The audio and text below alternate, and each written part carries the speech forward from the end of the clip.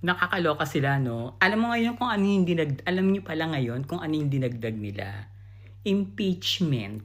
Naglilibot po sila ngayon kada bayan, kasama si Gloria, Attorney Vic, Glenn Chong, si Sara kasama. Basta naglilibot sila kada bayan, pinupuntahan nila yung mga congressman para makalikom sila ng pirma. Dahil ngayon po ay lumilikom na rin sila ng mga nagsalita si Sara kahapon kaya booking siya. Isang araw na marami na raw impeachable na ginawa si PBBM.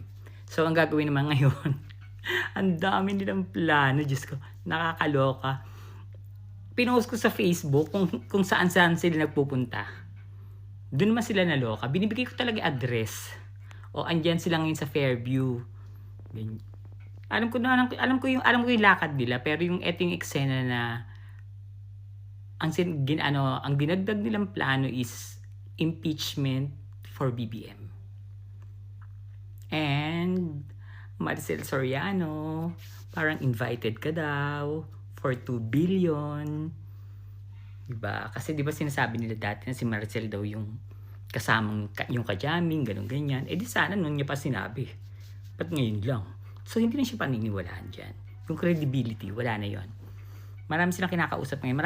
Hindi nila titigilan hanggang sa BBM mapagod, may stress, ganon, ganyan. Pero hindi bibigay si PBBM.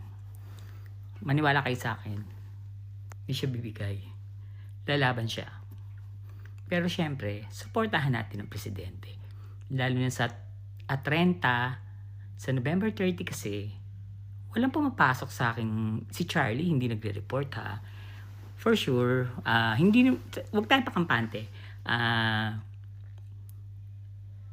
Magagalit kasi yung mga tao dahil yung peace rally sa November 30. May interview kasi ako. Nantok pa ako. Sa November 30, peace rally yun eh. Pero, hahalo ang NPA. May mga hahalong leftist. Kaya, na-report ko na naman po. Huwag kayo mag-alala. And, baka siguro pwede tayong sumama, no? Tayong mga loyalista, na habang sumisigaw sila ng ikulong na yan yung mga corruption. Tapos, good job, BBM! Good job, BBM! Kasi nagtatrabaho naman talaga siya, di ba? Marami naman akong binigay na opinion. Pero, syempre, normal na tao lang naman ako para maniwala sila sa mga opinion ibibigay ko, mga matatalino naman yan. Pero yung mga, yung info about sa buhay ni PBBM, po yan, huwag kayong mag-alala. Nakakarating po sa kanya.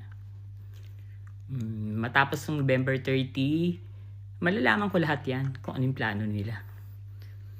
Hindi nila titigil. Ang ending, uunahan pa nila ngayon si PBBM ma-impeach. Diba? Dahil hindi po talaga sila makakapwesto, huwag kayong mag-alala.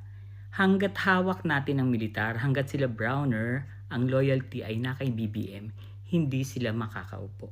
Kaya pilit na kinakausap ni Chavit ang mga militar. Billion na nga ang ino-offer. Ino-offera ng mga generals sila Browner ng bilyon. Pero hindi nila nabili. Super loyal si General Browner kay PBBM kasi ang tatay niya ang tatay ni General Browner at ang tatay ni PBBM, si Fem, mag-best friend din. Kasi, sa totoo lang ha, kung meron man dito nanonood ng mga dilawan, pinklawan, huwag kayong masasaktan. Nung panahon ni Fem, napakaganda ng buhay ng Pilipinas. Kahit nasabihin nila yung martial law, hindi siya ng gulo. Hindi. Pero nung natanggal siya, ano nangyari sa Pilipinas? From Aquino, Ramos, Erap, Gloria, Noynoy, Duterte, ano nangyari sa atin na dati tayong number 2 sa Asia? Walay, di ba? Kaya wag niyo akong inaartihan kayong mga lefties na magnanakaw si Fem, na diktador siya, o ay yung mga pinagtatanggol nyo, anong gawa? Nga, ni wala man lang yata napatay yung ka-ospital, Diyos ko. Tapos magrereklamo kayo ngayon. Kaya yung mga lefties na nasa loob ng kamera, yung sila Renny ba yung kulot-kulot na ganyan, tinatalakan ko lagi yan. Akala mo naman buhay na siya nung buhay pa, panahon ni Fem. Akala mo buhay na kung magsalita eh. Yan yung diktador. Siya ang gusto ko nga i-reband yung buhok ng kulit ng bakag niyan. Basta November 30, malapit na po yan. Suportahan natin ng presidente, pagdasal natin siya, yung safetyness niya. Kasi hindi tayo nakakasigurado dahil nagugulat ako, walang dumarating si Charlie, walang report. Buhay pa kaya yun? Wag naman sana, Diyos ko, malaki na itutulong yun sa akin. Marami pong tumutulong sa atin, marami. Ang minsan nga nagtatanong ako kay Lord, sabi ko, Lord, bakit ako yung napili mo? Hindi naman ako marunong magkarate. Kung sakaling pasukin ako, ang gusto ko pong malaman ninyong lahat, nagtatago po ako. 4 months na po akong nagtatago at ang dami kong death threats. Pero hindi akong takot sa kanila. Bahala sila dyan. O siya. May interview lang po ako. Gusto ko sana kayong chikahin. Pinaalam ko lang po sa inyo yung next nilang plano, yung impeachment. Na kinakantahan na nila mga congressman para pumirma. Pero meron ng gagawin. Sinasabi ko na yan.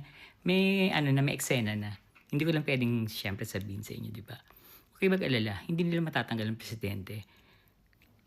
Basta maging alert lang siya kasi ibang gumalaw ang demonyo at ahas bigla na lang lumalabas saka nanunuklaw.